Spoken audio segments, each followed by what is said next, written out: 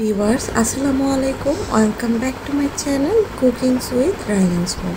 আমি আজকে এখানে একটা কেক রেসিপি নিয়ে এসেছি, চকলেট স্পঞ্জ কেক। আমি কেকের A to Z এক ভিডিওতে দেখিয়ে দিচ্ছি। আমার আজকের এই কেকটি ফলো করে যদি আপনারা ভিডিও বানান তাহলে আপনাদের কেক 100% গ্যারান্টি দিয়ে বলতে পারবো যে অনেক বেশি ভালো হবে। আমি আজকের এই ভিডিওতে কিছু টিপস অ্যান্ড ট্রিক্স দেখিয়ে দিব।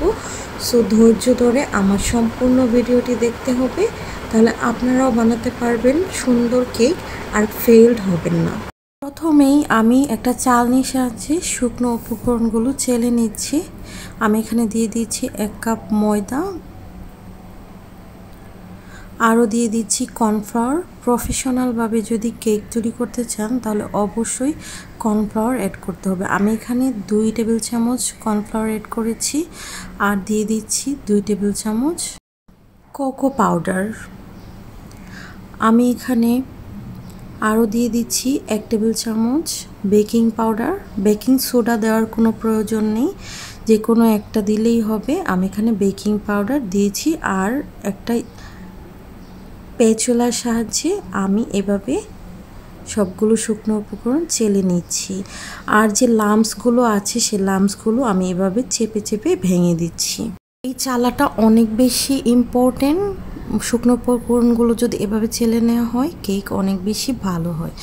আমি একটা মিক্সিং বলে নিয়ে নিচ্ছি 2টা ডিম। ডিমগুলো আমি রুম টেম্পারেচারে নিয়েছি। আপনাদের ডিম যদি ফ্রিজে থাকে তাহলে অবশ্যই কেক তৈরি করার আধা ঘন্টা আগে অথবা 40 মিনিট আগে ডিমগুলো ফ্রিজ থেকে নামিয়ে রাখবেন। আর আমি কুসুমগুলো তুলে নিয়েছি। কুসুমটা আমি পরে বিট করব।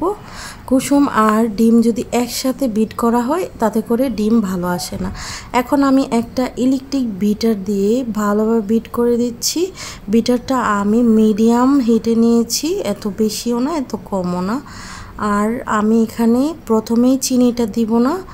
ডিমের যে সাদা অংশটা থেকে কিছু ফেনা ফেনা উঠবে তখন আমি চিনিটা দিব। প্রথমেই চিনিটা দেওয়া যাবে না, তাতে করে কিন্তু কেক ভালো হয় না।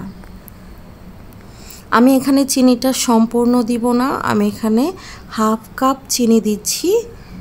আমি চিনিটা 2 বারে এখানে ইউজ করব। চিনিটা 2 বারে 3 বারে ইউজ করলে অনেক ভালোভাবে মিশে যায়। আমি এভাবে 3-4 মিনিটের মতো বিট করে নিয়েছি। বিট অতিরিক্ত ওভারবিট যদি করেন তাহলে আপনার কেক ভালো হবে না। অবশ্যই যখন আমাদের বিট করা কমপ্লিট হয়ে যাবে সেই পর্যায়ে বিট করা অফ করে দিতে হবে। আমি এভাবেই 2-3 বারে চিনিগুলো দিয়ে দিচ্ছি আর বিট করে নিচ্ছি।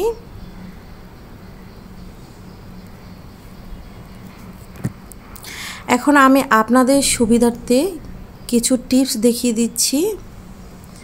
এভাবে বিট করতে করতে যখন দেখবেন একদম ফেনা ফেনা হয়ে গেছে, এভাবে একটা সংখ্যা আঁকা যাচ্ছে, একটা দাগ টেনে দেওয়া যাচ্ছে আর দাগটা মুছে যাচ্ছে না, তখন বুঝবেন যে আমাদের কেক বিট করা কমপ্লিট হয়ে গেছে। এই যে আমি এখানে অনেকগুলো দাগ টেনে দিচ্ছি, একটা সংখ্যা লিখেছি, দেখেন স্পষ্ট দেখা যাচ্ছে।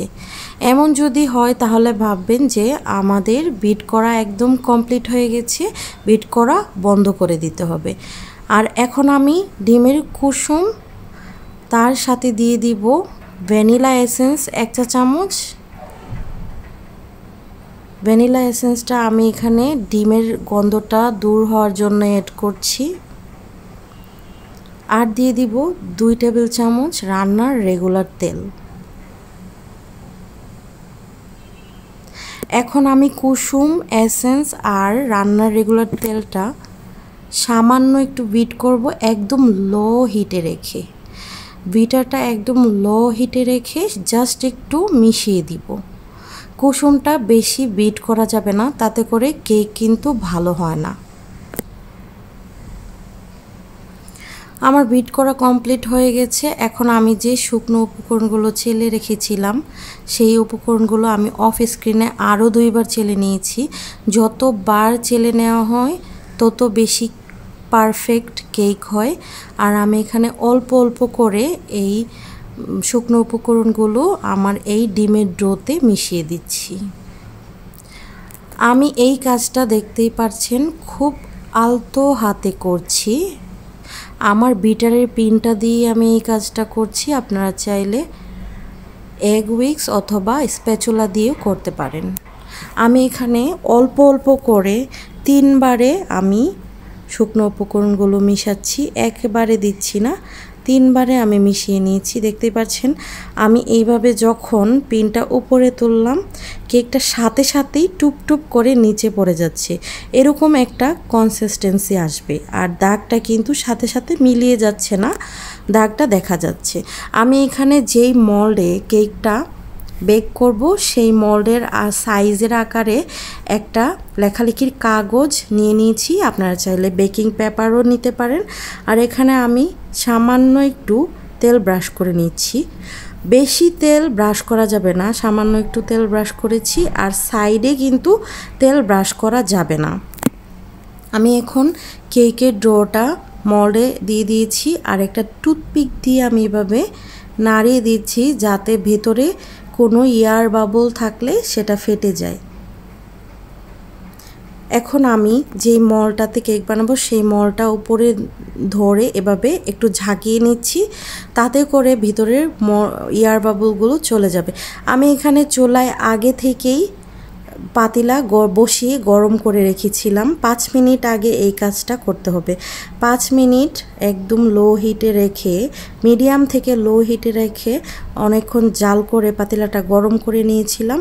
এখন আমি কেক বানানোর মোলটা ভিতরে ঢুকিয়ে দিয়েছি আর ওয়েট করব আধা ঘন্টার জন্য। আধা ঘন্টা কোনো নাড়ানাড়ি ঝাঁকাঝাঁকি বা ঢাকনা খোলা কোনো কিছুই করা যাবে না। আধা ঘন্টা পরে আমি চলে এসেছি, দেখতেই পাচ্ছেন আমার কেকটা একদম কমপ্লিট হয়ে গেছে। আমি একটা টুথপিক দিয়ে দেখিয়ে দিচ্ছি। এভাবে টুথপিক দিয়ে যদি ছিদ্র করা হয়, যখন দেখবেন যে টুথপিকটা শুকনো এসেছে তখন বুঝবেন যে আপনার কেক কমপ্লিট হয়েছে। এই আধা ঘন্টার মধ্যে কিন্তু বারবার চুলা থেকে কেকটা ঢাকনা তোলা যাবে না। আধা ঘন্টা পরেই আমি দেখেছি আর মাশাআল্লাহ আমার কেকটা অনেক বেশি পারফেক্ট হয়েছে। আমি ঠান্ডা করে নিয়েছি আর এখন আমি মোল্ড আউট করে দেখিয়ে দিচ্ছি আমার কেকটা কতটা পারফেক্ট এসেছে। আমি সাইড থেকে একটু ভালোভাবে ছুটিয়ে নিয়েছি আর দেখতেই পাচ্ছেন কোনো রকম পুড়ে নাই বা কালো হয়ে যায় নাই। অনেক সুন্দর একটা কেকের কালার এসেছে আর কেকটা মাশাআল্লাহ অনেক অনেক বেশি ভালো হয়েছে। আমি কাগজটা সরিয়ে নিচ্ছি।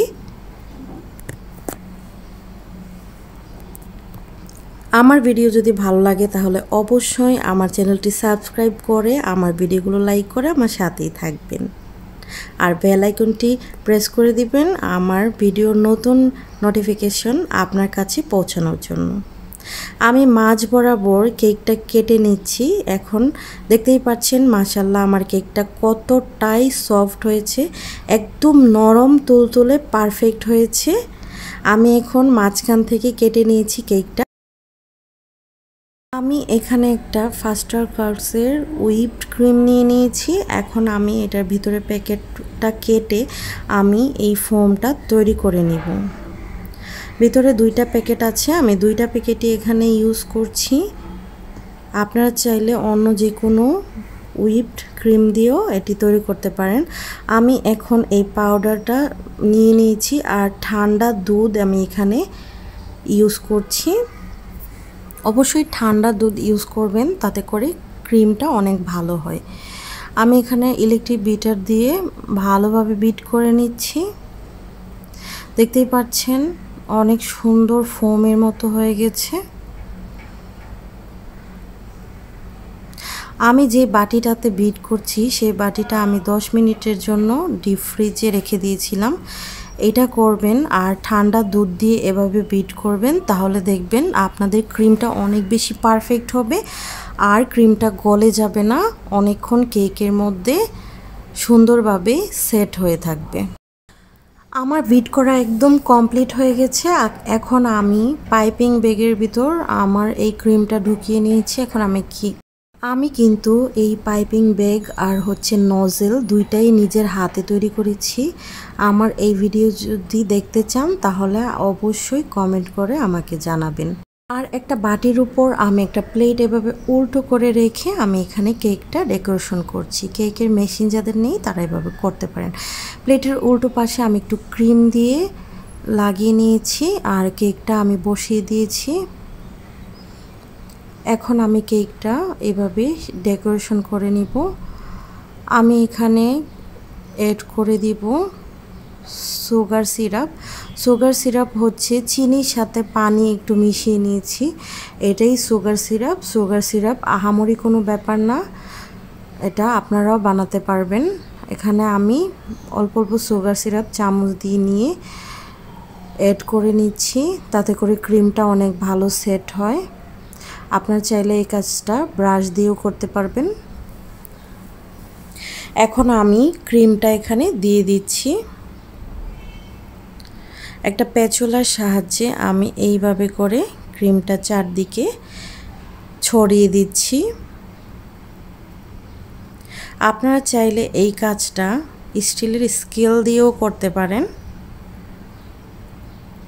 আমাদের যাদের কাছে কেক মেকারের ওই নাইফগুলো নেই তারা এইভাবে কাজগুলো করতে পারেন। আমি উপরের যে লেয়ারটা সেই লেয়ারটাও বসিয়ে দিয়েছি আর আমি এখানে কেকের ক্রিমটা অল্প ইউজ করছি।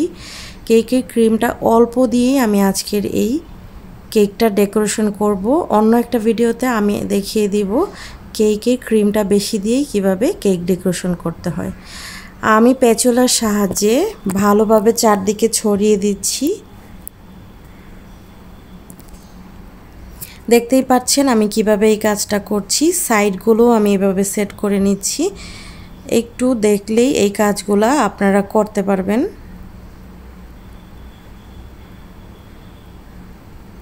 আমার এই ভিডিওটা ধৈর্য ধরে দেখলে আপনারাও পারবেন এভাবে সুন্দর একটি কেক তৈরি করতে।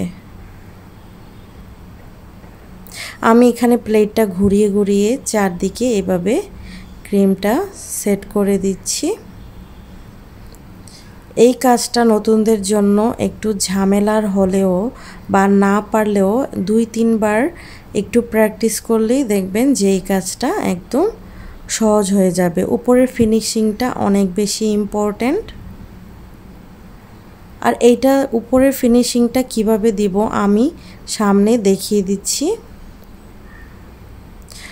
আমার কেকের ক্রিম লাগানো একদম কমপ্লিট হয়ে গেছে। এখন আমি লাস্ট ফিনিশিংয়ের জন্য এমন একটা কার্ড নিয়ে নিয়েছি। এটা ভিজিটিং কার্ড অথবা যে কোনো এই টাইপের কার্ড দিয়ে আপনারা করতে পারেন। এটা এভাবে ড্যাব করে একটু মুছে নিতে হবে, আবার একটা টান দিয়ে মুছে নিতে হবে। এভাবে কার্ডটা মুছে মুছে এভাবে সুন্দর করে একটা ডেকোরেশন আনা যাবে। এখন যেই লাস্ট একটু ক্রিম রয়ে গেছে এটাতে আমি সামান্য একটু ফুড কালার ইউজ করেছি উপরে ডেকোরেশন করার জন্য।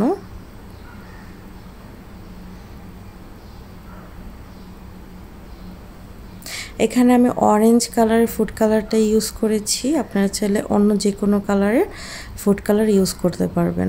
এখন আমি ওই ক্রিমটা পাইপিং ব্যাগে ঢুকিয়ে নিয়েছি। এভাবে উপরে নজেলের সাহায্যে ক্রিমের ডেকোরেশন করে নিচ্ছি। এই পাইপিং ব্যাগ আর নজেল এই দুইটাই আমি তৈরি করেছি। আপনারা যদি নজেল আর পাইপিং ব্যাগের ভিডিও দেখতে চান তাহলে অবশ্যই কমেন্ট করে জানাবেন। আমার ডিজাইন করা হয়ে গেছে। এখন আমি বাচ্চাদের যে জ্যামস চকলেটগুলা এই জ্যামস চকলেটগুলা দিয়ে একটা সুন্দর কেকের ডিজাইন করে নিয়েছি। আরও এখানে অ্যাড করছি আমি ললিপপ। এখানে আমি 3টা ললিপপ দিয়েছি। আপনারা চাইলে ডেয়ারি মিল্ক অথবা অন্যান্য যে কোনো চকলেট দিয়েও এই ডিজাইনটা করতে পারেন। আমি এখন ললিপপের যে নিচের সাইডটা অনেক লম্বা, এই সাইডটা একটু কেটে নিচ্ছি আর কেটে নিয়ে এভাবে বসিয়ে দিচ্ছি। আমার এই আজকের ভিডিও যদি আপনাদের ভালো লাগে তাহলে অবশ্যই আমার ভিডিওটি লাইক করবেন, আমার চ্যানেলটি সাবস্ক্রাইব করবেন আর সাথেই থাকবেন। আশা করছি আমার আজকের ভিডিওটি অনেক ভালো লেগেছে। আজ চলে যাচ্ছি, আবারও চলে আসব নতুন কোনো ভিডিও নিয়ে। ততক্ষণ পর্যন্ত ভালো থাকবেন। আল্লাহ হাফেজ।